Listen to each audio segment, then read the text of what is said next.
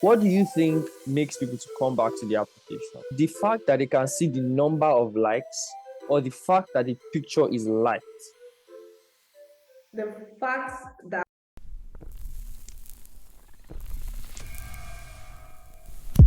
So this pod, I was talking to Noye about books, basically.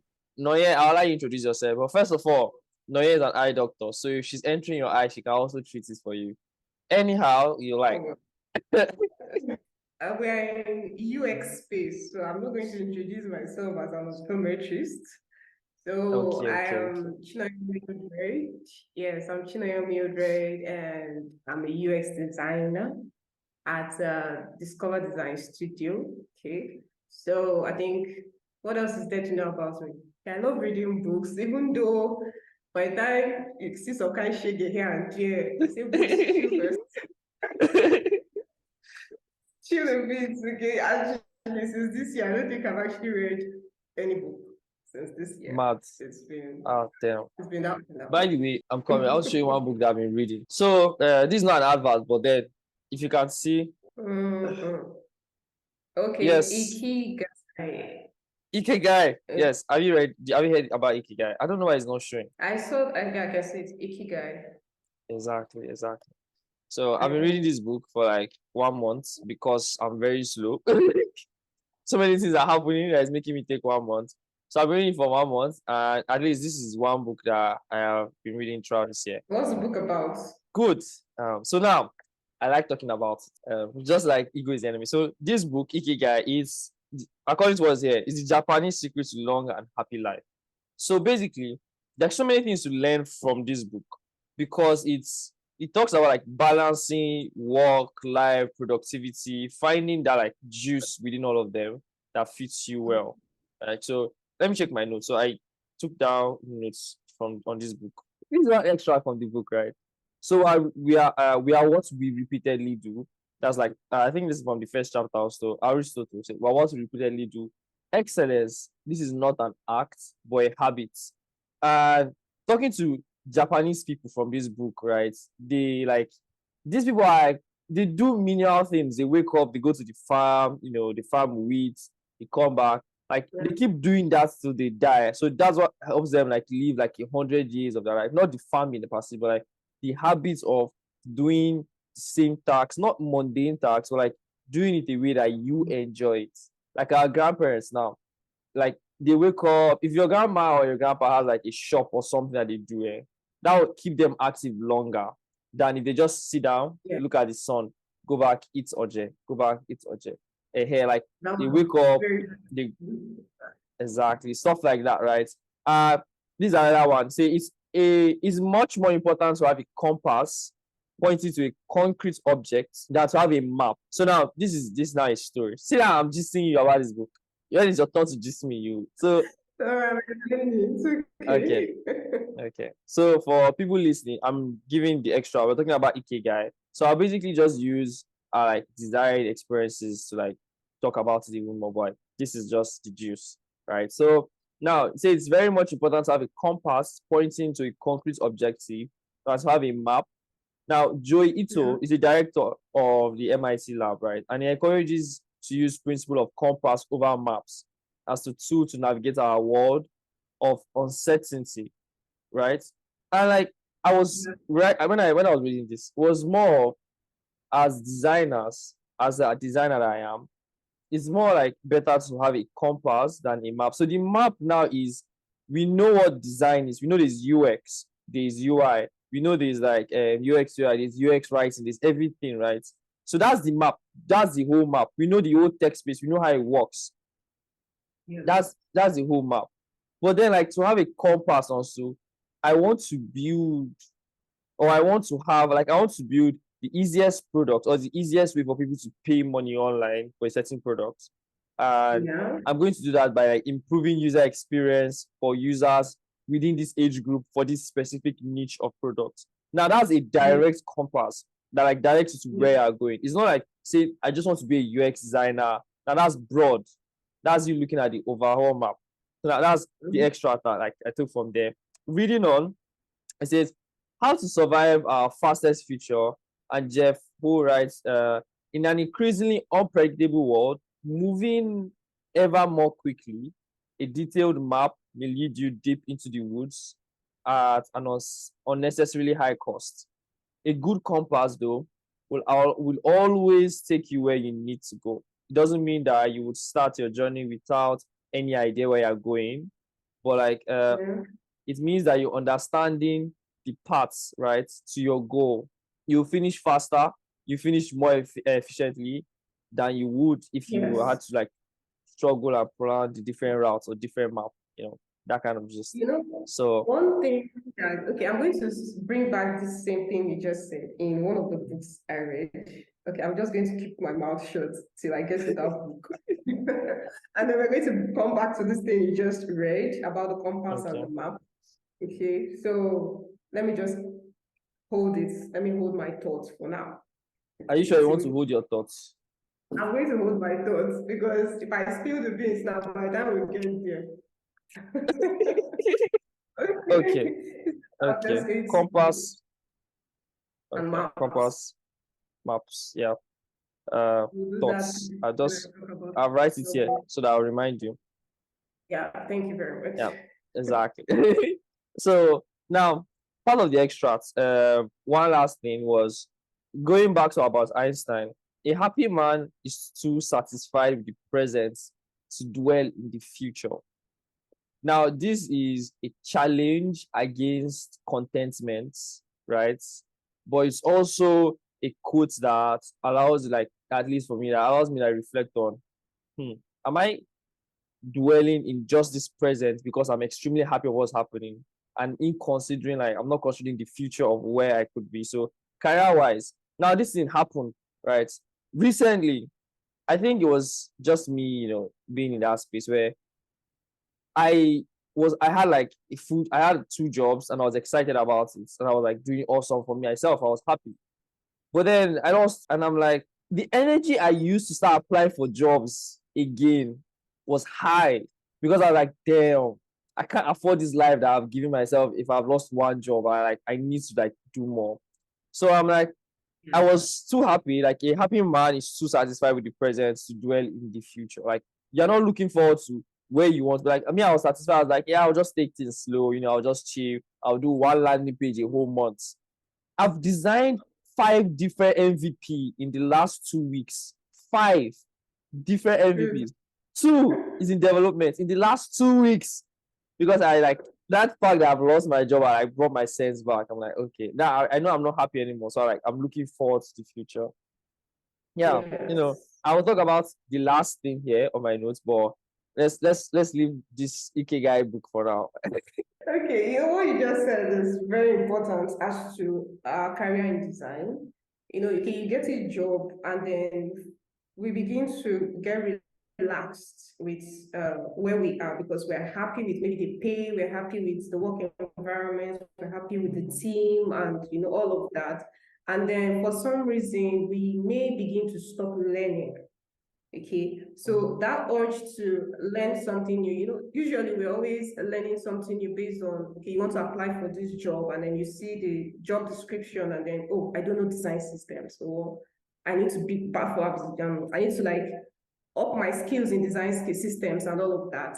So you begin to learn all those things. But by the time you get comfortable with that job, and then maybe design systems is not one of the things that you do in that team, forget about learning such things and then not looking towards the future as to, okay, sometime I'm going to be a senior designer. Sometime I want to, even if it's within that same organization, okay, you want to get promoted. You want to move from where you are to the higher place. But many times we get extra relaxed and then forget to learn and forget to build and all of that. And then boom, one day it hits you. You spent 5 position. I say, You've spent 4 years in one position, you've spent 5 years in one position, and then your job is being threatened. Because the thing with tech is you need to evolve quickly unless you're still okay. Your organization needs something better because the trend has moved, has shifted. yeah, Have you shifted? yeah, yeah. You begin still, and then you're no longer useful to them. The value is no longer there, and then tomorrow we're crying about layoffs, and if I didn't even blink an eye when they want to lay off. All of that. So the Yeah, book is just you're going. There's no two ways. To them, it must make at money. And like, all. yeah. Exactly. I'll list out my four top books, okay, that Okay. I do not even need to think about before. If Okay. someone asks me what are my top books, these are the books that will come to my mind. Don't Make Me Think by Steve Krug. That's one of them. I'll come back to talk about each of them. I just want to list them out. Refactory UI just has to be there. That's like my second best. And then Hooked. Hooked is one of it. Don't Make Me Think by Steve Krug, Refactoring UI, Hooked. And then there's this book by Labanji Ewela, if I got his name correctly, Blood Money in Tech. That one, Ooh, that book is I that don't good. yes, that book it is that good. Okay, probably Wow. because I think it was a very needed time in my life. I mean, my Oh, career became a oh. very So hard peak of time. So it hey, so was, now you're in Canada now. You're making the blood money. Wow. Wow. we are on our way to Canada. We are on our way to Canada. Okay, and okay, so if I want to talk about these books individually, Don't Make Me Think was one of the books I read very early in my career when I was just starting out and learning UI UX. Don't Make Me Think focuses on user experience, okay? How best can you present your website, your web app, your application in such a way that your users do not have to think for like seconds before they can make an action, okay? So Steve Krug's idea is your users should not think about what to do on your platform.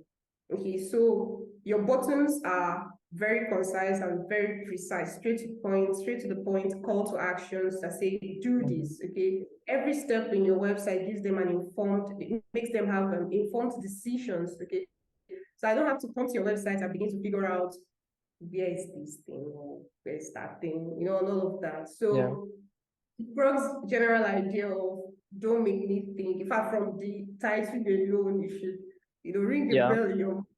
Okay. So every time I sit to do something, I ask myself, would a user have to think for 10 seconds or a minute about this step take? Or in this user flow, would a user have to pause and think or pause and begin to wonder what is supposed to happen? That. So those things inform my decisions when I'm maybe drawing out user flows or mapping out layouts on the maybe website and all of that. So that's a general idea about Don't Make Me Think. If you've not read Don't Make Me Think by Steve Krug, please go and read that book. Okay. Were there any aspects within this book, right, that like you saw that the book's approach to web design or usability that that you disagree with, or you found maybe this makes sense, but like it's something like you should break because it's a little less helpful. Mm, generally, the book is actually quite, let me not say advanced in, okay, you use advanced in age for human beings. It's okay, so it's like I think the last revised version was, I can't remember when, but we know that trends change. Yeah. Okay, users are becoming increasingly impatient with platforms. So some things that we may have talked about then, yes, they are foundations, but they are not the, what's the word now? They're not the standard per se. Okay, it's a foundation, all right? But based on, you put it side by side with the trend, okay, what is currently happening in the UX space now? What are people saying now? 2023 now. What is happening now? Okay, there's AI everywhere. Yes, everybody wants to get this thing quickly. Okay, ASAP. Is your platform doing that? Okay, Steve Krug may have talked about putting out your layout in this way or that way. It may not be working now, but it's a foundation. Okay, so not necessarily did I disagree with some parts of the book or with all that, but what I would say is a foundation, but it's not the writing on the wall. You just have to do it this Okay. exact way. Yeah. Okay. Okay. That makes sense. So what would you think determines like its limits? Like the trends that we have, right? What help determines the trends? Like for example, things that are trending now. What can you say determines okay the reason why they are trending? Oh, okay. I would say one of it is research on Yeah. user experience, on user interface design, and all of that. So this research brings about trends. Okay, plasmorphism is no more working. Neo-brutalism is now the trend. You get all these. These are things that Yeah. come from. These are things that come from places of research. Okay, you're doing research in e-learning. Okay, we have learned one or two things about how e-learning web apps should work. Okay, you put out a blog about it, someone else picks it, learns it, applies it, and then it works, puts out a blog. Trends are, it's like a, what's the word, like a chain. Okay, it Yeah. happens, one person tries it, it works, it happens, person is trying it, and then before you know it, it becomes a full-blown establishment, and then it Yeah. runs That for so many people are now like choking hands inside left and right. exactly, exactly. And then before you know it, based on research, another person comes up and says, oh, this is no longer working, or there's a Yeah. better way to approach this idea. And then boom, they jump on it. We like trends. We like to jump on trends. So when it makes it easy for us, okay, ChatGPT is the thing now. We're using it Yeah, that's my to guy. I stop. use that guy every day. Like I can't imagine. Oh man, I use that guy every day. Like But now imagine how it was before ChatGPT. Okay, let's go back to say last year, last 2 years when uh it wasn't much of a trend. Okay, you're every day in Google, you're every day in YouTube and all these I places. But now, swear, without ChatGPT, I'm inside people. I think that's a very interesting fact because like without ChatGPT, we'd have more human connection and more user interaction. So now, mm, and as you said, looking back to like a year without having access to ChatGPT, I was having more conversation with people. So I could book a call with somebody just to ask them questions. I could reach out to King David and I'm being his DM. I'm like, let me answer this. How do I do this? I'll reach out to Vicky. I'll reach out to different people. But like with ChatGPT, I'll just go out like, yo man, I want to do this stuff. Help me manage this thing. And he's like, okay, do this way. And I start hacking it. Like I start hacking the prompts. I'm like, okay, do you know? I'll ask, do you know this guy? He says yes. I'm like, okay, ask me questions relating to this guy, or give me. And I'm like hacking this thing to get the answers. I'm like, like the damn, world. exactly. Oh damn, that's Then true, Sha. you're no longer asking people questions and all of it. It Yeah. has its pros and cons and all of that, but it's just wisdom to just know where to put a limit to it, such that it doesn't take out, maybe cuts off all your relationships and all of I that. swear. ChatGPT is actually good, man. Yeah, is that good? I think it's a feature to look out for. Yeah. So that's just that. You have extras, more extras on that side. Don't make me think that you want to share. I think that should be that about the general summary about don't make me think. Okay, that's the in point about don't make me think. Don't make your users think. I think another aspect, at least I'm like just saying based on what you have said is always carrying out research with people would help you know what to do that would make your users think.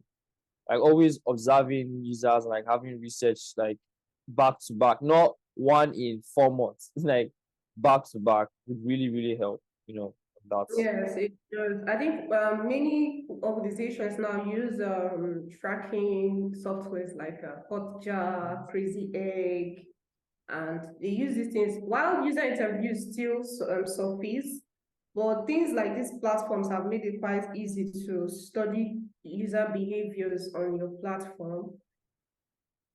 Okay, so you see the heat maps and all of that, see bounce rates, and then you can quickly begin to work on certain areas of your platform or your website and say, okay, what is making people bounce here? Is it the copy? Is it the button color or the button size? Or the call to action is not precise enough? And yeah, generally all those, so these are, like I said, everything stems from research. People have made research and come up with these softwares to help the yeah, whole situation yeah. you know. So Yeah, makes sense. Do it's you all think research. do you think that rule of don't make me think applies to every single application or website? Mm, there are certain aspects of your website you'd want to make your users curious about. Curiosity is also an interesting spice to add to your platform. Okay, you want them to be curious about what happens next. Okay, you usually find things like that in platforms like maybe gaming platforms or quiz platforms and all of that. Okay. But simple websites, simple flows, especially when it comes to call to actions, when it comes to things that will make your users do something on the platform. You want to make it as simple and as precise as possible. You want to make the copy easy to understand. Okay, I don't need to check my dictionary before I understand what's going on.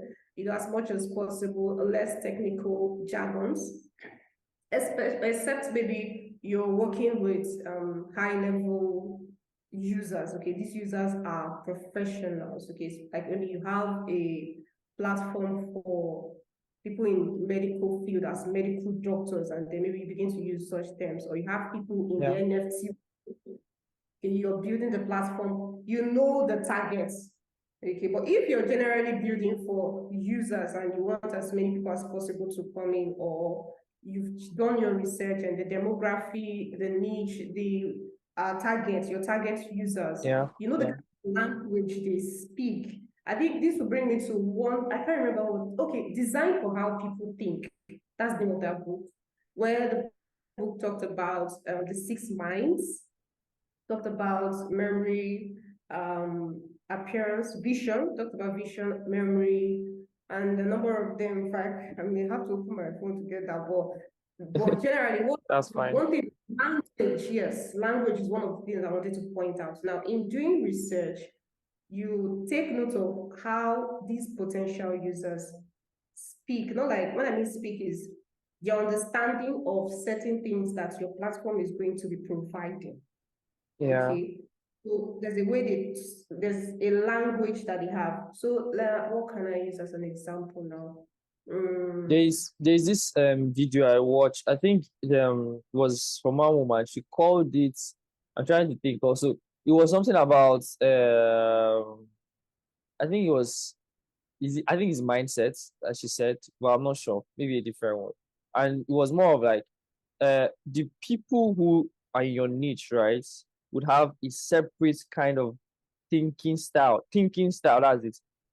A separate kind Okay. of thinking style than people who are not in your niche. So, if, for Yeah. example, like you're building an application, like I've been into a lot of educational designs. I've been doing edtech since I started product design. So that's my part. So now, if we're doing research with instructors, right, and we're talking to instructors, instructors have a certain mindset. And funny thing is, instructors in Nigeria have a different thinking style than instructors outside Nigeria. Here's one funny example. So one time we're trying to research kind of questions that they said. So a Nigerian instructor said a question, and the question was which of these this is not the exact, but this is like just like example. Now say which of this Igbo word defines water. So they put umuta, they put miri, they put something else. Then they now put none of the above, and they now put all of the above. Then, and we're like, why would you put none of the above and all of the above?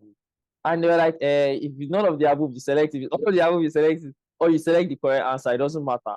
That was the Nigerian guy. And then That's our primary school way of setting, for example. exactly, exactly.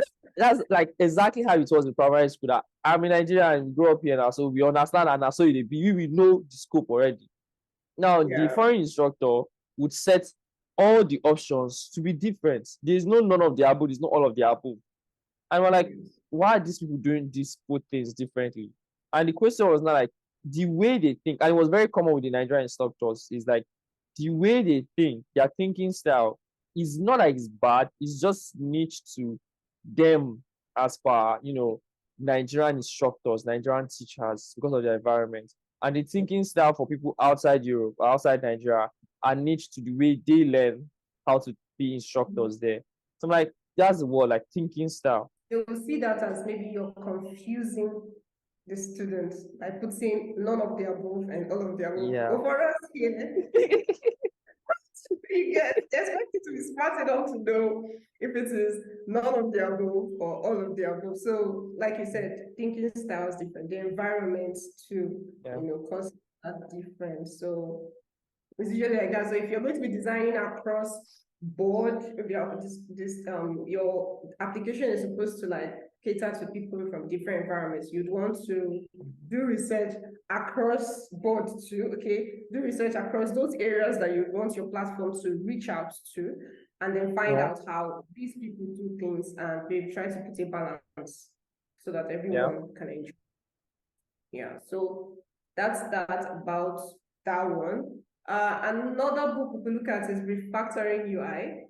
Refactoring UI, if you want to optimize skills, just go and read Refactoring UI. Like Why? the book is just it took care of UI principles, UI design principles, from layouts to hierarchy to typography to line height, even as detailed as talking about line heights and using of gray colors and all of that. Talked about components, okay? And the book is extremely detailed about UI design. So if you want to up your UI design skills, you want to learn some UI design principles, you'd want to read Refactoring UI, like from cover to cover. Just, How and it's many a very, pages? that's the funny thing. I think it's about 100 or something pages. Let me check out that book. I think it's one of the shortest books we read in road trip, if I'm Are you correct. serious? Send it for me, I beg. Funny You enough, don't I've not read read it. Yeah, Refactoring. shoot me gun, shoot me gun. Yes. We read that book in the community, like, when was that? That was sometime last year. And I think it was the second time we are reading that book, if I am Yeah. correct. Sadly, I've not. Yes. I was busy. I think I was chasing Igbo women by then. I don't know. I can't remember. Oh, forgive me. Refactoring are in like 252 pages. So I know without the table of contents and all those extras, it'd be about 200 pages that you'd be reading. So, but there are a lot of pictures in it, so you won't feel that you're reading so much, you're taking in so much information, or it's not a boring book, I can assure you. Yeah. There are a lot of Okay. pictures and all of that. Yes. So, okay. So, good. Talks about hierarchy, like I said, labels. Talks about labels, talks about balancing weights and contrasts. Spacing, I told you. The book is Okay. really detailed, like line heights and craning and all that. It is extremely detailed about those things. So go and read Refactoring UI. Bros, you don't Yeah. read Refactoring UI. I will read it. I'll read it. Now that you mentioned it, it's just that I'm reading Ikigai. After Ikigai, there's this other book I want to read, but I'll add Refactory to the list, so I'll get to it. Okay, Yeah. so you're Thank you. reading personal development books. Yeah, I they are interesting. Don't worry. I'll share the list of the books I have in my coven, and the ones I've read are the one I'm still reading. a lot of books, and then I changed phones, and then I lost all my books. Like Jesus Christ. the thing is, okay, well, what saved me was the books we had on our drive and the RT library, a road trip library. So I got some books back from there, but a must read if you're looking to build your visual design skills, your UI skills. Go read Refactoring UI. Okay. Another Okay. one is Hooked. Hooked is Books. an awesome book. Hooked. Mm-hmm. Hooked. Okay, it talks about building habit-forming products. So if you build products like, I think, EdTech, you're in EdTech, so there are some apps you would want to create that you want users to keep using. Something like, I Yeah. think you guys are creating something for learning Igbo language. I saw Yeah. one of Yeah. I'll talk about good. that shortly, and I'll put a demo on the screen. So for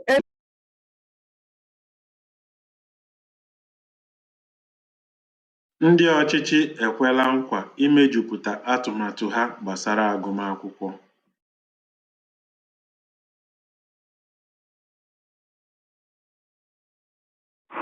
Ndị ọchịchị ekwela nkwa imejupụta atụmatụ ha gbasara agụmakwụkwọ.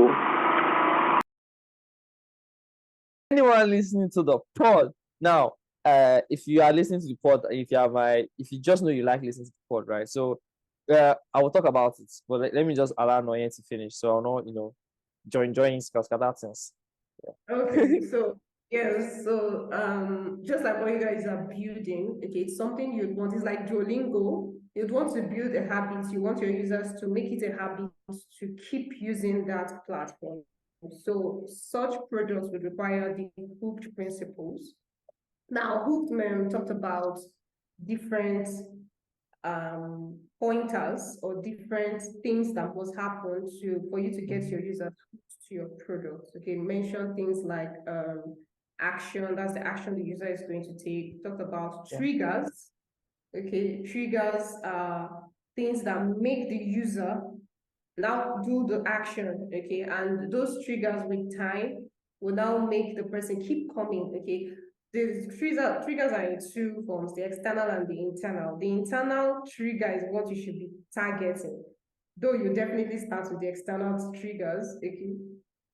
Go read the book, see your eyes. Give me examples of, like, I'm listening to you, I'm like, give me examples of internal triggers. The internal triggers are like pain, fear of missing out, happiness. Okay, something like TikTok. Now let's use TikTok for example. Okay, TikTok has this amazing algorithm that brings the kind of videos that you like to you, okay, to your timeline or to your timeline. Okay, so you know that when you come to, or you want to know when you come to, I'm going to use Twitter too as an example. You know that when you come to TikTok, you have those videos that you liked or you like, okay, and then your internal trigger of being happy or finding or catching fun when you're watching those videos are one of the things that will keep bringing you back to TikTok. Okay, you'd want to keep liking the videos, you'd want to keep going on their lives and all that and all the sorts and all the, you want to see the trending beats, you want to see the trending clip or the trending skits and all of that. So these are things that will keep TikTokers back to their app. All right. Another thing is Twitter. The bans, the fun, the craziness that's on Twitter these are things that would keep bringing you back to that space. Like you keep bringing, not like Twitter space as in spaces. I mean the Twitter app. The fact that you can come and express yourself however way you want to express it and have your voice being heard and all of that. But these are all internal cues, these are internal triggers. And Twitter has already built their platform in such a way that they appeal to your inner needs. They appeal to your need to be heard. They appeal to your need to catch fun. They appeal to your need to cook violence. Okay. So these are very smart moves that Twitter has made and bring these things to you, and then you keep coming back. Instagram too is another platform that is doing amazing in that. So here and there are different triggers, there are different things that you can make your app have that will keep bringing your users back. Okay, you'd want to give them rewards per se. Okay, rewards comes in different forms. Okay, not necessarily, it means when they do this action, they get this feedback. Okay, that feedback per se is the reward for the action. They invested time or they invested their thoughts into making a tweet. They invested their creativity into doing a video. Okay, you take that tweet and then take it out to people who like the kind of things that are in that tweet, or people who like the kind of things that are in that video, and then the person gets likes in return, the person gets followers and reposts and what have you, and then boom, I want to ask one question. No, sorry. Now, this is a thought. What do you think makes people to come back to the application? The fact that they can see the number of likes or the fact that the picture is liked? The fact that I'm going to merge it, not just the number of likes, the number of likes on that picture. Okay, so it's not just the many likes, but the fact that they are liking that particular picture that you posted. So the number of likes, there are people that they live for likes, like they just want to see 1K likes, they just want to see 1 million likes on their post, whether it makes sense or not, whether the picture is cute or not. The number of likes, it's why people say, I think there was a time when initially when Facebook was still quite maybe gaining grounds amongst many of us here in Nigeria.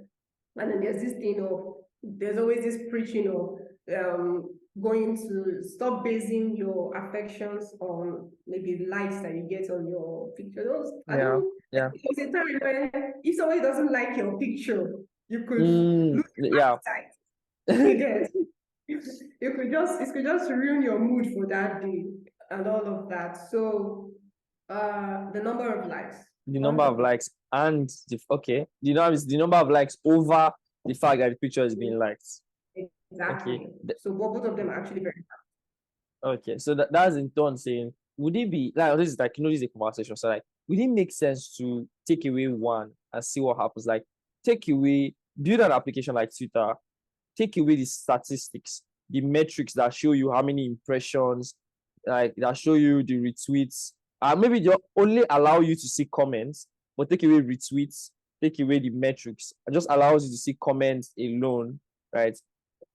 And then an application like the same Twitter, another version of Twitter that just has the metrics, like that only tells you that, okay, you have 23 retweets, you have all of this, but then take out the comments, take out the interaction. It just shows you the metrics. And then that's all. Go for the one with the metrics. I bet you.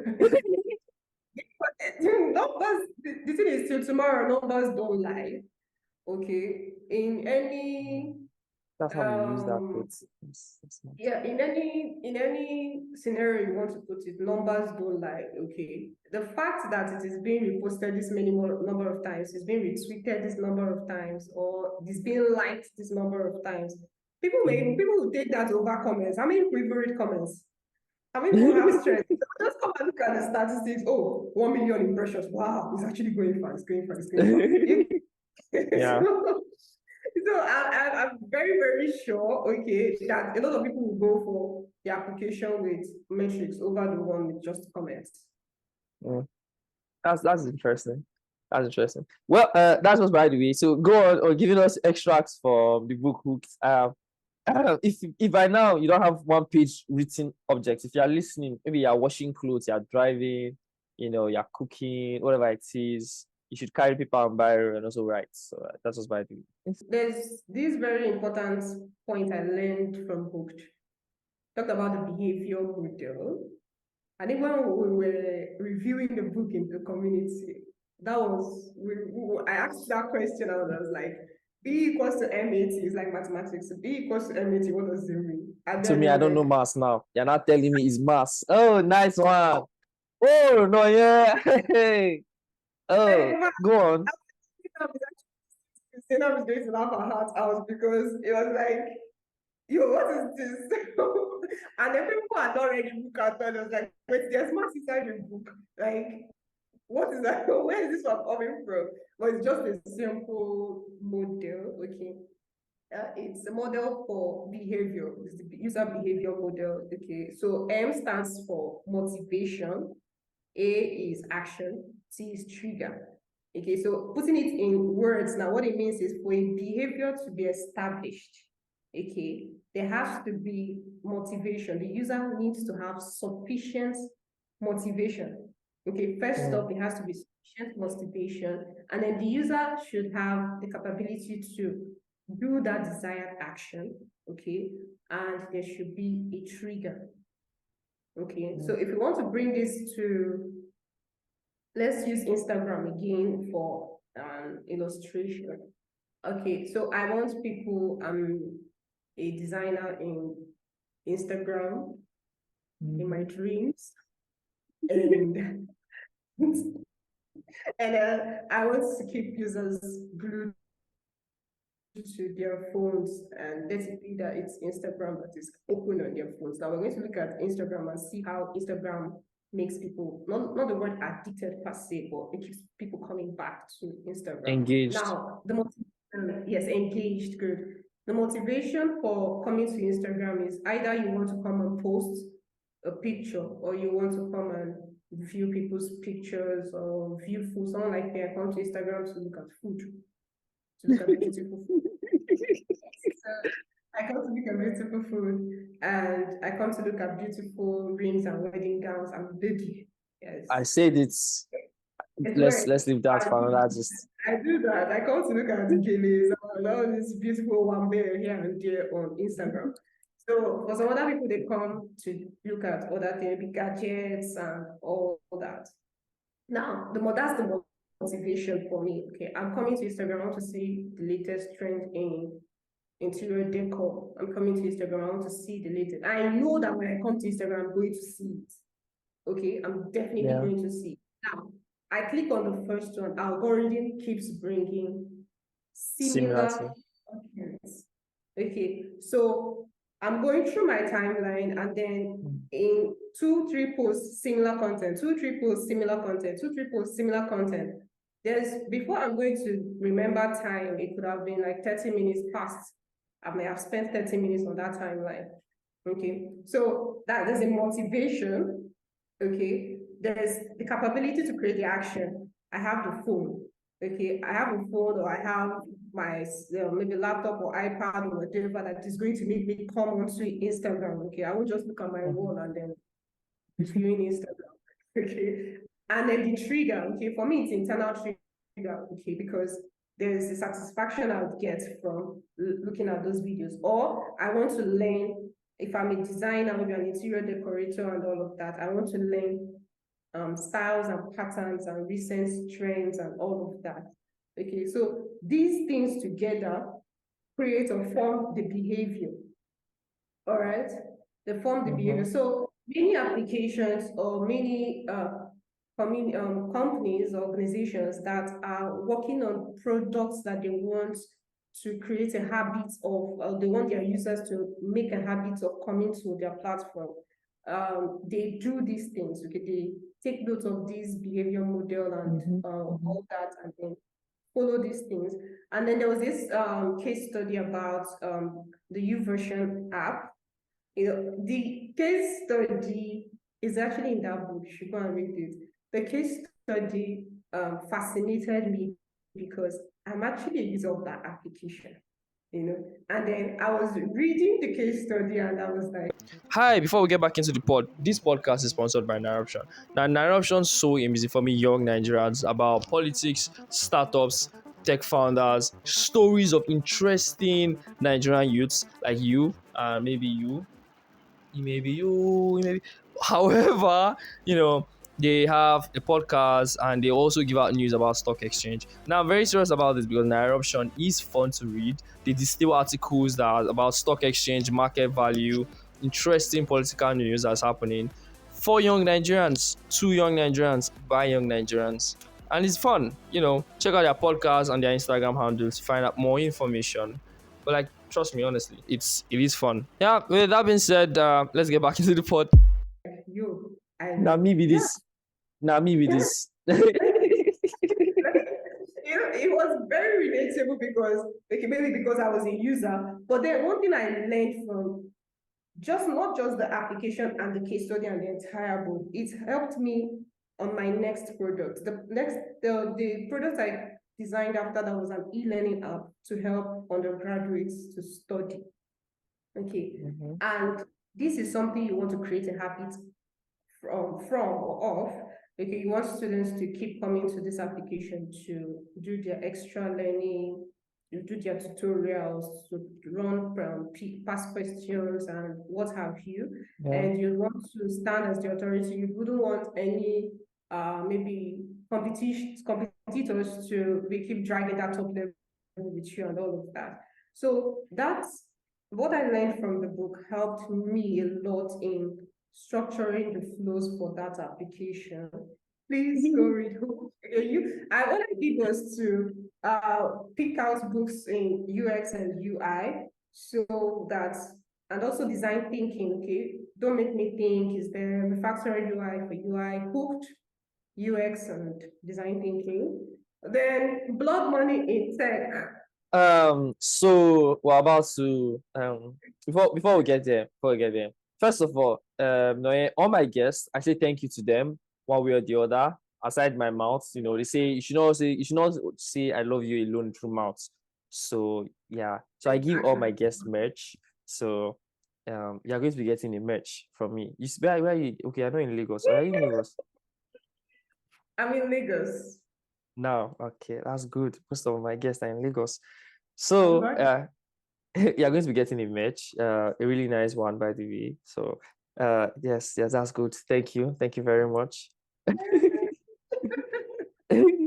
So for anyone listening, for anyone listening, if for anyone listening, you have any sort of way you want to contribute to this community of amazing small group of people that listen to this podcast, you can also buy the merch.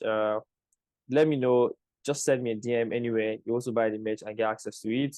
Or you can sponsor the merch because I'm going to print in a lot this month. A lot, plenty. So in Jesus' name, I don't go broke. But that's just it. I want to ask you one more question about hooks, right? Have you noticed any ethical concerns related to building products or services that are designed to be habit forming? Yeah, I think Hooked also talked about that. Okay. The ethical aspects. The fact that you want, yes, ethical aspects of it, because a lot of people use different methods, not being biased per se, okay, not being biased, okay, on platforms, maybe like gambling platforms, and this is not being biased now, okay. There are some websites per se, okay, that's unethically kind of, maybe not, let's not use the word unethically now, but maybe using things like reward systems and especially reward systems. Okay, do this, you will get this. Okay, do 2 times of this, and you could, word will change, could get this.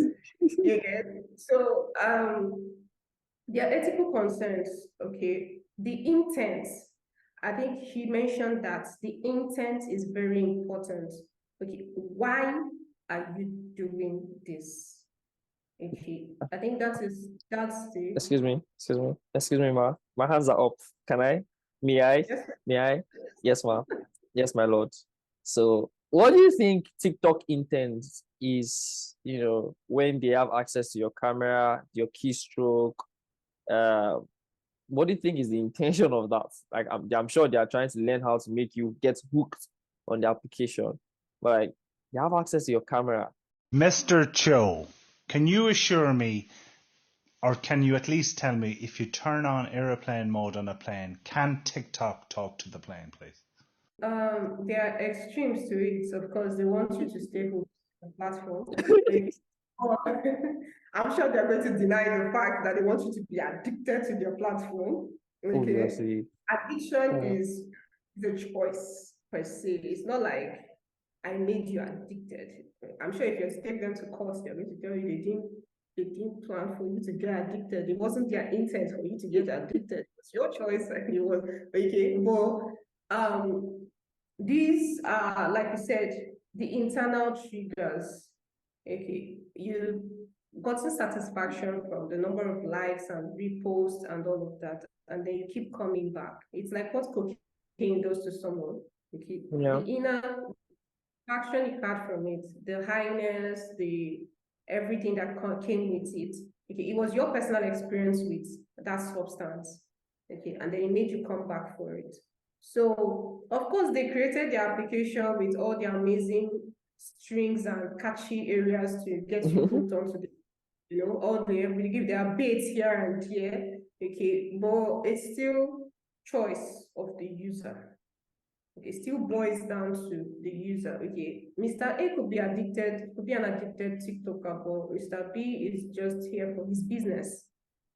Mr. C just does this to gain traction for his platform, you know. So there's no one way to pin it on them. That's my point.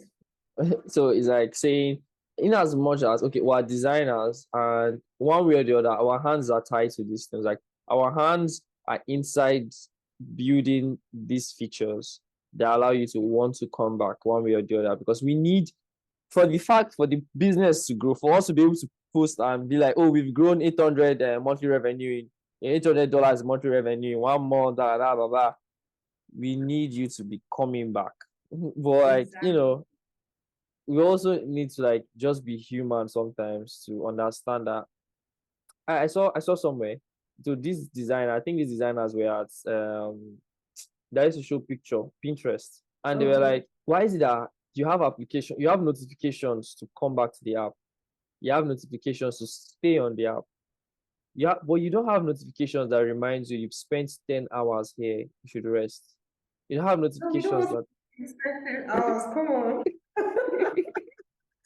Come on. We really don't want you to do that. Are we sending you away? We want you to spend the entire day on our platform if you can't. imagine the whole Oh, day. That's also a very ethical thing to think about. And there's this app I use, Moonwriter. They do this. At least they have the setting to do this. You can set it to after 1 hour, remind me that I have been reading, and it's the reading app. Remind me that I've been reading for 1 hour. Yeah. it has to be a reading app because it's for your eyes. I'm going to let you Uh, know that they do that oh, with eye health. Yes, they do that. So they tell you to look away from your screen for maybe 5 minutes yeah. or 10 minutes or thereabout. So like if you break consistently for 1 hour, it's going to pop up. I say you've been reading for an hour, look away from your screen. It's just basically for your eye health. It's not necessarily telling you to leave your platform. But that's good. It's sure good. It's like a step ahead of saying, let Twitter just tell us, hey, you've been scrolling for the last 20 hours. Try go chop, try go wash clothes. Something. Okay, now I want to bring this to normal real life experience now. Okay, you have a restaurant, okay, and then there's this particular customer who has been there the entire day and has been ordering food the entire day. Would you come up to him maybe 10 hours later and tell him, okay, you've been eating food consistently for carry your bag? Would you do that? No, uh, let's uh, would you do well, that? let me pretend to be a good guy, and I'll walk up to him and say, Mr. Man, you don't dey chop As since. in, you Chop don't to chop chop no dey food, tire you. don't chop too much. You don't chop too much.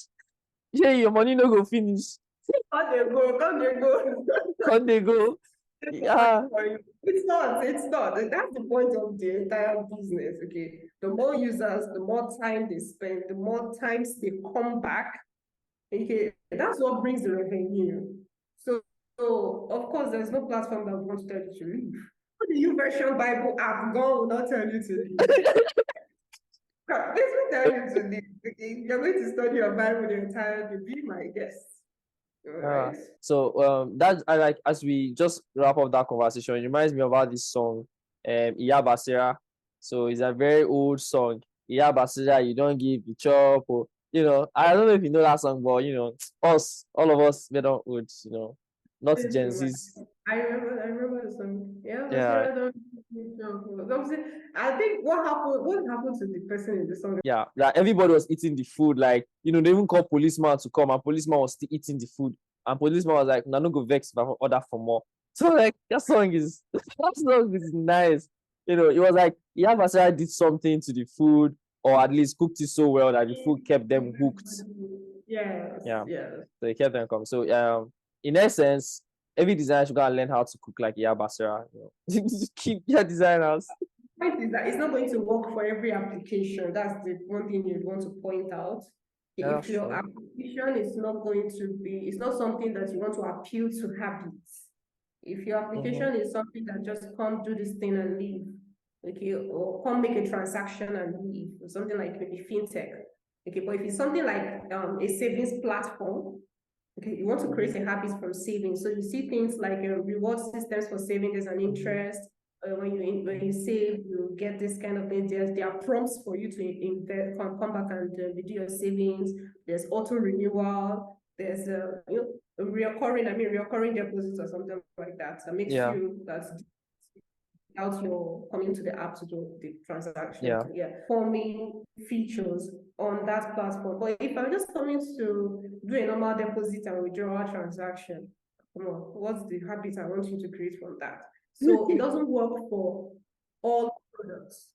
Okay, that's what we should take note of. It is specifically for products that should form habits in your users. But you could learn one or two things, especially about user retention and all of that. So I think there's one or two things to pick out from that book about that. The blood money in tech. So yeah, Noye, please go on. Well, the blood money in tech, first of all, the book is not free. I don't think it's a free book. It's not like a Yeah, book it's you paid. can just download. I think you have to, yes, you have to buy the book.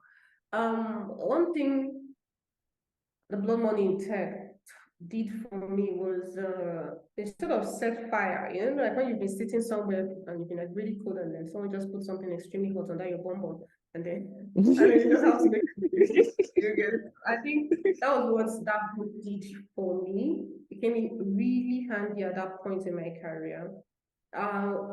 What the blood money in tech generally does is lets you know that, hey, tech is not a scam. There is money in. But it goes steps further to let you know what you should do, the mindset you should have, and how you should go about it. Okay, so it talked about things like mentorship, community, networking, talked about, it gave different careers in tech, talked about generalization, specialization, and all that. So one key thing I wanted to bring out, going back to the compass and the map story, the extracts you had from that book you were reading. Now, mentorship was one of the things he talked about in the book, and mentorship in any career at all is like a compass. Okay, it helps you get to wherever you want to get to quickly or faster and more efficiently. You don't end up being burnt out before you get to that destination. With a map, is you have everything. Okay, UX design, UX research, you have it all there. There's YouTube has 1 million resources on this thing. Coursera is there, Udemy is there, Google is there, ChatGPT is also there, and all of that. There's a bunch of resources everywhere, but it's not entirely, it's better to have someone who is more experienced, who has gone ahead of you, help you filter through those resources. Okay, that's where the compass comes in, okay, in the field of in career generally, all right? So he talked about mentorship. Also talked about money, okay? But one thing I'm going to point out is, you see this tech is blood money, or is your blood? So, like, your blood, there's nobody that's going to be on the altar. You are the one that's going to be there. Okay, it's your blood. You're the one doing the sweating and everything. All right. But in spite of all the big money that we hear, it's going to be terrible to come into the career and think that that's how you just blew in 2 months after learning how to draw rectangle and learning how to draw circle or whatever. You don't even let auto layout finish, and then you expect to start earning $3,000 in a month. Damn. I swear. Oh my God. There's this clip. I think I'll find the clip. And the guy was stuck. I will put it here. And the guy was like, you see that UI UX? That's the one. That's the one. After 2 weeks, you start cashing out in dollars. You start cashing out in Yeah. dollars. I hear you. I hear you. I hear you. Oh my. It's actually not like that. It's not like that. Okay. It's a predictable career.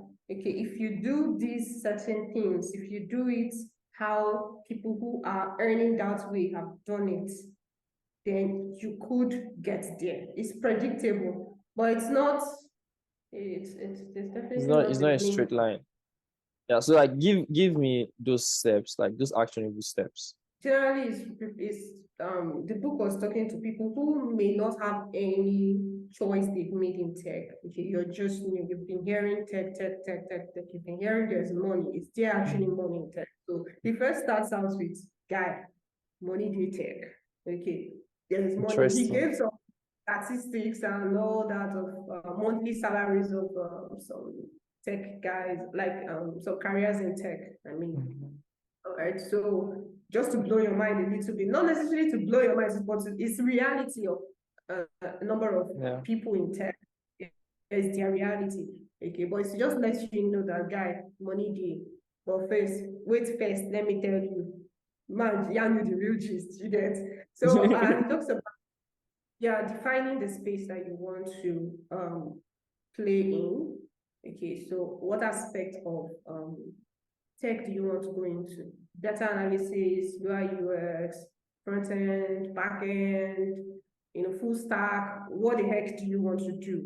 Okay, so generally you want to start with going online to browse. What are the skills required in this particular field? What are the skills required in this particular field? Are those things that match your interest? Are those things that match what you can sit down to learn? There are some people who cannot sit down to learn JavaScript, no matter how you give them tutorials and all of that.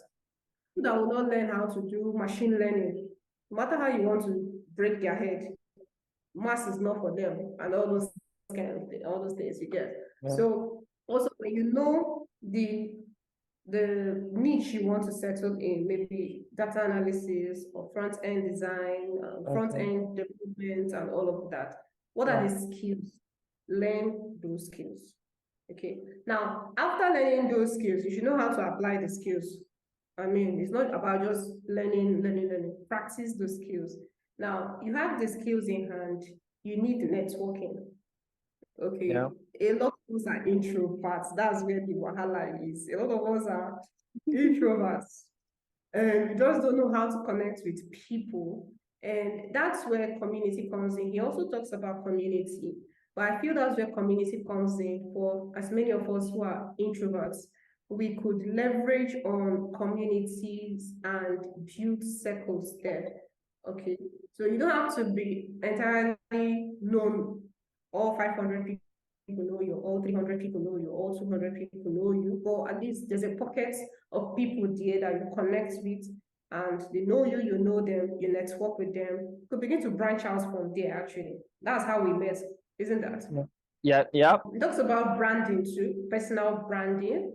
Okay. So just mumbling everything all together, like I said, from the start, first go and find out the skills, the niches that are in tech. Not just about tech. Yeah. Not everybody is a developer. Not everybody is a designer. Copywriters, there are UX, there are technical writers, there are digital marketers. There are a lot of things, just because maybe some niches are a lot more noisy than the others. UX design, Like UI UX design, us, you are very, very noisy. everywhere. Make it. Very noisy. We're very noisy, cover. So it looks like that's the only aspect of tech that exists, but it's not true. There are a lot of these other aspects that are really cashing out. Okay, if we want to use the word cashing out. Okay, so learn the skills in the one that you've chosen, apply the skills. Okay, apply, start learning. You can't get a job with zero portfolio. There's no Yeah, magic that that's you want true. to do it. Except maybe an internship or volunteering, and then maybe begin to build from there. All right. Then it talks about personal branding and then community, being in a community. So please go and read the book. Okay, go read Blood Money in Tech by Olabanji. Well, I think he's the founder of Enova Love, if I'm correct, if I can remember correctly. So go read that book. All right, go read the book. If you are confused about if tech is actually what you should be doing, or if you've not started at all, but you've been hearing tech, and you're like, do I or do I not? Go read that book, okay? And it's going to give you a solid foundation and it's also lets you know that money there. Yeah, Mm-hmm. so the book, what the book did was to help me realign my goals, okay, Yeah, like and your then compass. yes, and it made me take some actionable steps, okay. I have been learning this sort of way. I should do this differently. Okay. I've been doing things this then before then I was laying on my own. Okay, I'm this kind of person that I'm not limited. I do not like to be if the quickest way, even if I can't afford this particular thing, okay, what's the free version? Can I start with the free version? You know, I can't afford this thing. Okay, is there a cheaper one? So Yeah, I'm that kind of person. I won't wait till I have maybe the whole amount or whatever. If I could yeah, start from somewhere, I start yeah. from there. When I get it, okay, I can now go for this paid version or something. So it made me move from being the sole learner. We used to pride ourselves as being self-taught, Yeah. self-taught design. Self-taught. I had to make a shift personally. Okay, I moved from staying in the self-taught zone, and knew I needed mentorship at that point in my life. And I moved to mentorship zone. I had to find a mentor at that point. So to really learn and know Who's your what's mentor? really happening. Fiwa, Oh, Fiwa. nice. That's good. Fiwa is my mama. Okay, so I learned under Fiwa and it was Pixels. amazing. Pexels, yes, Pexels. So I took a Pexels, I partook in their program, and aside design lessons, there were life lessons that we learned. We learned the business of design. And Lafiwa is very amazing. Like you're going to learn everything. Just you me. know, Tell this is me not those lessons. Let okay. me get them. This is just this is an alumnus that is just I'm just bragging with my design school. Okay. Not that hard per se, okay. So aside learning the normal design principles, do it this way and do it that way, she lets you know what's really happening in the job space. Okay, what's really happening when you get a job. This is what really happens here. It's not what you are What thinking. really happens now? Yeah, what really happens? What You happens? know, it's not every time that you follow design process, shit, boy, you just not figure you know that okay, but like real life situations, okay, there are times where the entire design process is followed. UX research, you do ideas, you go Yeah. through the entire process. There are times where an MVP needs to be released as quickly as possible. You run through the competitive analysis, you do a quick survey, or if survey is not going to work, you do interviews, but you don't necessarily follow the entire process. You release the MVP, do testing, get results, and then go back, and the cycle continues like that. With different organizations, there are different patterns, there are different values. Let me put that out. Mhm. So there are different values, there are different cultures also. So we learned a lot of those things under FIWA. Let And me give sorry to yeah, cut you. Let me give like an example. So now in the spirit of building MVPs, I think that's one thing that I'm getting better at. I'll use that statement. I'm getting better at every single day. So working with Ijema has been lovely because she has allowed me, just like you have fewer like she has allowed me, like she's a dev, but she has allowed me see how specific you should go when building a project. So we're yeah, building Umuta. Now Umuta is the application that allows you to practice Igbo pronunciation of words, but like manually comparing it with original speakers. Now what this does is she told us that, okay, simple, David, just about build other MVPs. The skeleton, the very basic thing that you need. So before we did that, we have been talking, and the funny thing is, we have been building Ukooku, which I believe, in my regard, is the best and the most structured database for any Nigerian language, right? And Ukooku has Igbo structured database for words and every Nigerian language that you can find. Now, we've been building that for over 3 years, right? Over 2 years, 3 years now. And using that same principle was like, build the skeleton, the very first thing that you would need to build, which is collect sentence, record sentence, compare it. Anything past that is extra. And that was it. So there was no point of like saying, I'm going to interview 20 people, or I'm going to do a user persona, then I'm going to do like, mapping and all of that. The MVP is 5 pages or even less than 5 pages, right? I think it's 3 pages. It's just that it's repeated, so developer, but it's 3 pages gone. The home page that has categories, the page that records, that plays your audio, the page that you record your audio, and the page you compare your audio. That's all. And that was the only thing. Now there are other hookups in the application. So like we did not follow the whole design process of like, oh, I'm going to interview 20 people, then send out a survey, then calculate all of that. You're just straight to, we've talked to people in the past. We know the pipeline of the problem. The pipeline of learning to speak Igbo is simple. It's like, I learn Igbo, then I start learning it. You take a course, and then when I get to this point, I don't know it again. Because first of all, the thing in between is I don't know who to practice with. That's the boldest thing. So that's where Umuta comes in.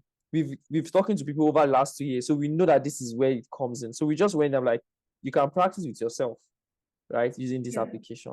And that was it. I mean, now you can build a whole system around that, but like, it's simple. You build this MVP that does this, and we didn't follow that whole like process, the whole thing.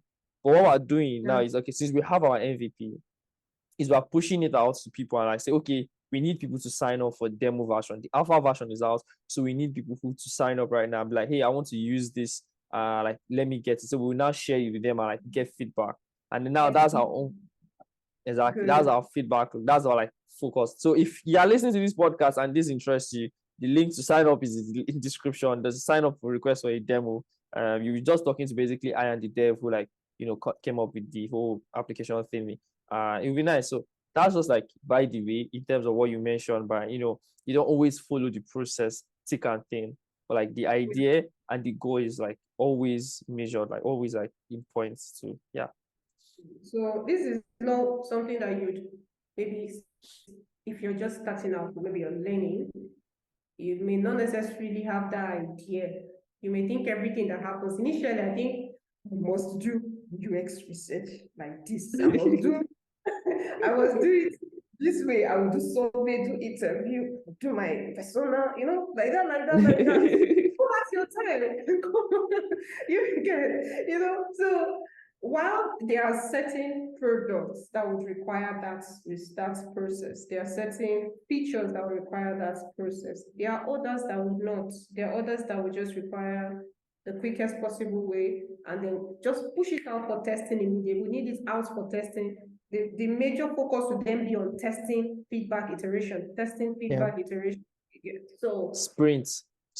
Have you read it? It's the book Sprint. Yes. Sprint. I also watched the video. I think AJ and Smart. Yes. Like that. I love those guys. Jeez, I love those guys' videos. Yeah. So that's another book to read. Sprint. So what AJ and Smart did was to compress from was it 7 to 5 days? I think they compressed the days. That was what they did in their video. It's 1 week. In 1 week, sometimes they shortened it to like 3 days, 4 days.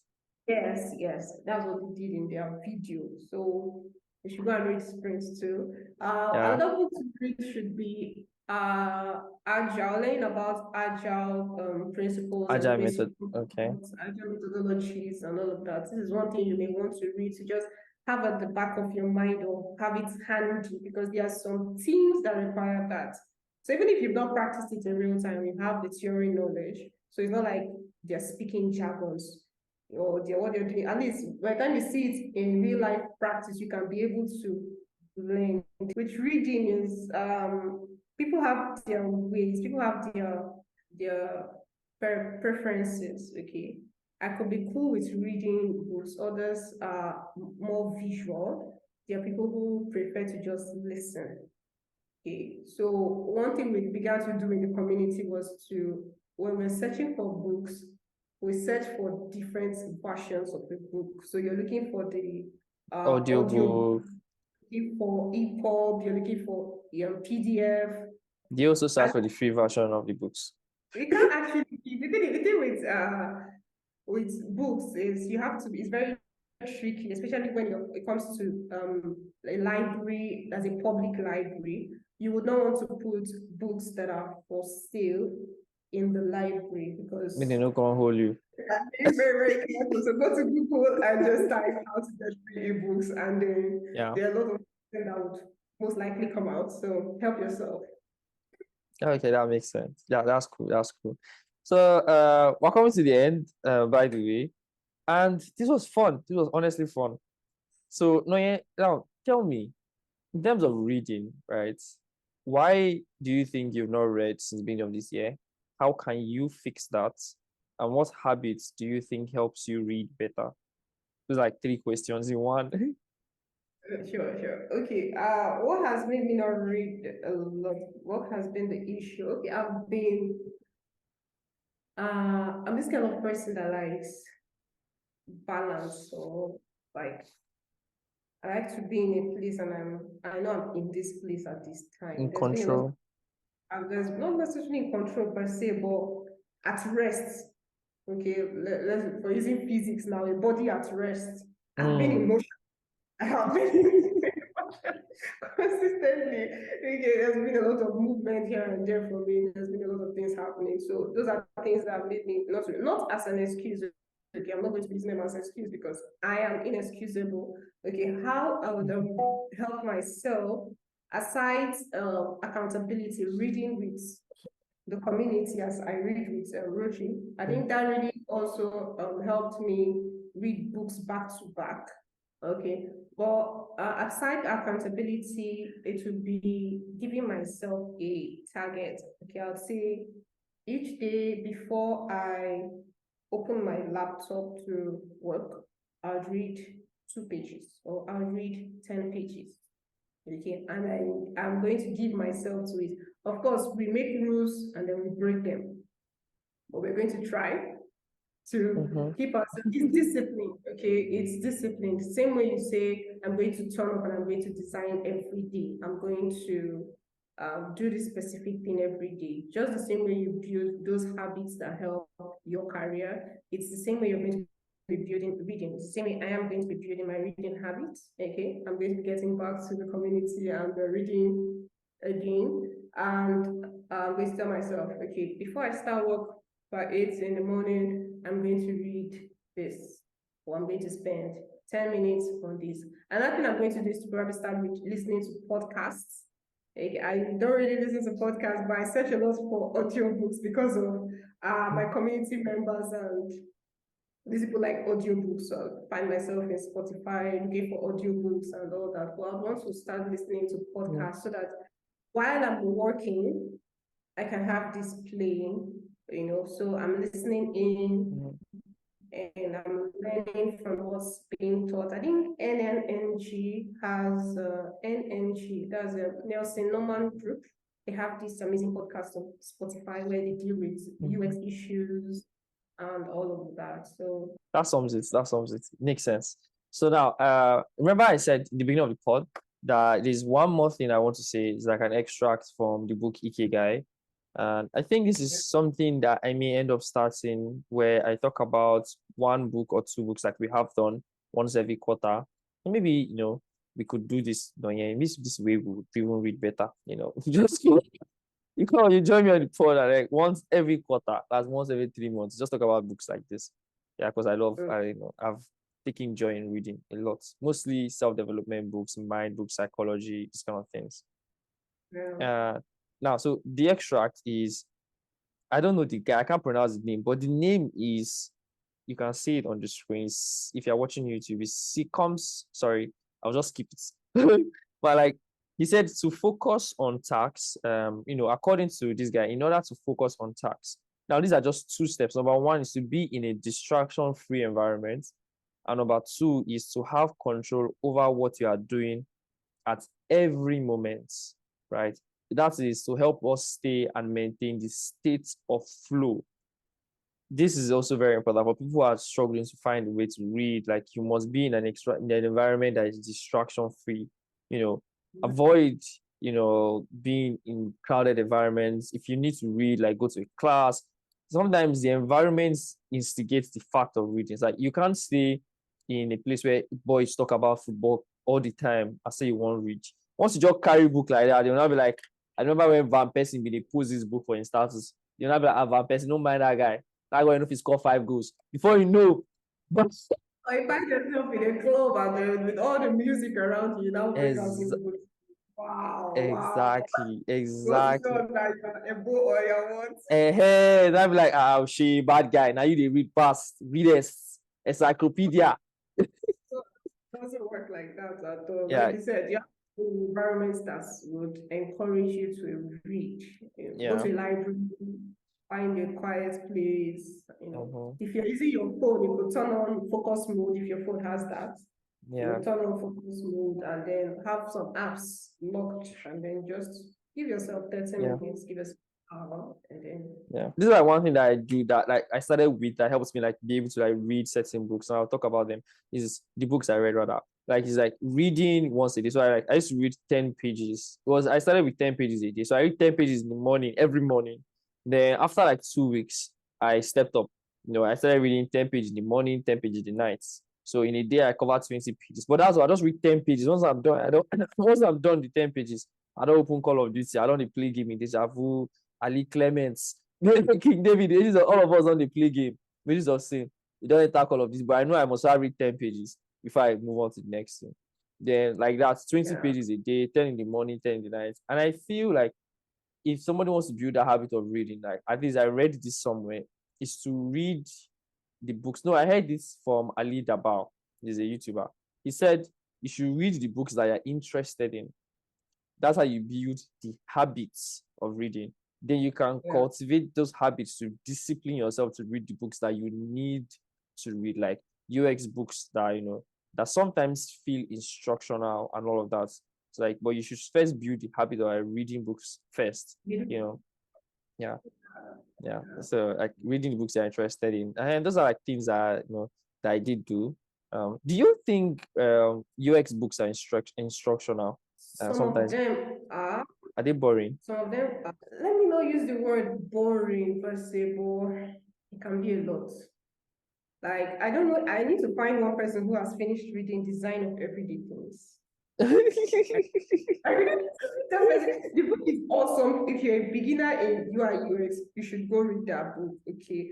The amazing thing about the book is that at least the first few chapters that you're going to read is going to shape your mindset. Okay, especially foundational to shape your mindset. But I have not met one person who has read the book to the end. Wow. I really have not. I really, some books are actually instructional. Okay. People love visuals. It's not everybody likes to see pictures. They help reading. They help Yeah. it help give a break. So you've been Mm-hmm. reading, and then there's this picture. Okay, so you Yeah. pause and the picture to relate with what you've been reading. It's like it's a form of engagement with the book. Okay, I usually find all text books that are in hundreds of pages. I find them extremely hard to read. I could read to an extent and then I'm done. I've learned what I want. Anything that is at the end, just stay there. Okay, so some books are instructional. Some books are quite boring, That means you but switch it up, watch YouTube videos or audio book of those boring books yeah. So if you must like you said, learn. you must learn something like that. One thing you could also do is give yourself a break. Okay. If you've read a few pages or if you've read a few chapters, you could come back to it, say the next day, or come back to it in 2 days' time, so you don't feel, when will this book finish? Like, let me do another. You'd be like, waiting there. This guy never writes finish. Just they talk. There was one that was talking about history. I can't remember the title of that book. Guy, I was the one to tell your book of a guy. I don't read that book. Which I mean, no, I just couldn't. I just couldn't because Yeah. it wasn't relational. I wasn't relating with the book. Some books use the storytelling approach, and it's really awesome because it's flowing. You're picturing things in your mind as you're reading. Okay, Yeah. so books that use storytelling approach are really awesome. Books that use visuals are really awesome. books that are short are really awesome. 152 pages. It's amazing. 300, 500 pages. You know, What are you writing? Oh my God. is it test? We are giving us the vibe of physics or biology textbook or chemistry, and we really don't want to have such feelings. Really, Like, but there are books like that can be fun, but just that they sometimes can just be overwhelming. Like when you see the number of pages to cover, they are overwhelming. So there's this book, Stop Acting Rich. Now, Stop Acting Rich was supposed to be my last month's book before I started reading Ikigai or more. Yeah. Like I started it and I'm like, well, I did cover a bit and I was like, guy, like, will I ever finish this book? Like, it's like 300 something pages, but it was just plenty in my eye. It was just overwhelming. But I I love that think book. it was the feeling we had when we read about face. Like the entire community. Vicky was tired. Vicky was like, Vicky was like, we read that book. We used to read a month, but I think we read that book for like 3 months. Yeah. Yeah. So aside all this UX book, can you mention like 2 other books that are like very impactful to you? I read a lot of Christian books. Go on, spill. I'm a child of God. So yeah. Okay. But A Woman After God's Own Heart. Hmm. That book was, who wrote that book? Can I remember the writer of that book? I can't remember the author. I usually don't flow with all these John Maxwell books. I don't know why. I don't know who that is, but let's go on. Maxwell, those are books on leadership, this. Oh, that is okay. I think that's around my shrinks, around my So shrinks. I usually don't flow with them. I really don't know why, but I don't flow with those books at all. I think I'm trying to remember this title, but I think it's by Miles Monroe, if I can remember correctly. I can't remember the title. I really can't remember the title. I read a lot of books and I have snippets, okay, things I learned from those books, and then many times I don't even know which particular books. I can be talking of something and I'm merging what I learned from 3 different books, and I don't know I am doing it with 3 different Exactly. books. That's the And beauty I of think being I'm talking a about reader. and I think I'm talking about one book. It's actually not so good because you can say you're talking about this book and then you're picking But out except different other books. yeah. The one all of us, I'm sure a lot of us read as young age, Gifted Hands. Who did not read Gifted Hands? I think I everybody read it. started, I didn't finish. Liz forced me to start. Shout out to Liz. Liz has helped me start so many things in this life. So Liz forced me to start that book. I think I was one of the books I also started reading with, and I didn't finish the book, but it was good to start. I read Gifted Hands at a very young age, and Wow. it's one book that really had a very full impact on me. So if I'm to give 2 books, Gifted Hands and A Woman After God's Own Heart. Every other book has been amazing, okay? But in different niches, maybe Yeah. relationship, Different kind of vibe, that kind of thing. yes, and here and there different niches. So usually I would just want to just boil down to UX and maybe Yeah. personal development. Yeah, this has to be the longest podcast I have had in a while. I say, like, we're going over 1 hour plus because of this topic of books, and I enjoy it. I love talking about books. Now, these are Yeah. my own 4 aspects of books that I've read that I feel they are top notch. Number one, if you listen to me all the time on YouTube or on podcasts, by the way, I also make YouTube tutorials. I think people don't know that. So is like I talk about Ego is the Enemy by Ryan Holiday all the time. I love that book. Honestly, that book has changed like my whole perspective of thinking about things. Ego is the Enemy by Ryan Holiday. Then the second best book on my list is Millionaire Next Door. I don't know how else to put it, but Millionaire Next Door is bam. You know when you see that hot babe like Noyena on the road, maybe she wants to go buy a car. I know you are buying Mishai or something, and you just turn to collect change, and you just see and you're like, damn, God, kind of thing. You just So need that's how guides. exactly, Exactly. Yeah. So that's just that kind of vibe. Like Millionaire Next Door is good. Other like horrible mention is like, Stop Guessing, the problem solving book. I really like that book. Stop Guessing. I can talk about, see, if we want to start talking about that one, that's a whole different it was a separate gist. But that's just by the way. I can leave a list to all the books we mentioned here in the description of the YouTube. I can't leave it on Spotify because Spotify won't let me give that much link. But if you are interested, you can just go to the YouTube channel, check the description, and see all the links there. There's no way to download it on Amazon because I know most of my users are Nigerians and will probably download it. But if you want to, there'll be an Amazon link, I pray. But that's just by the way. That's just by the way. Yeah, no, do you have any other thing before like close the service? What would I want to say? Learning doesn't have limits. Okay, if reading books is not your thing, go for visuals. Okay, go for videos.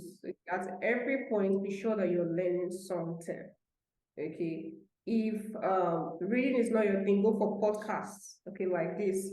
There are a lot of resources out there in different forms. Okay, the world is really inclusive. Okay, go for what suits you, but be sure that you're reading. Or sorry, be sure you're learning. I mean, be sure that you're learning at every point. There's something you're building on. If it's not in career, it's self-development or networking, connections, Yeah. here and there. Just keep learning. Okay.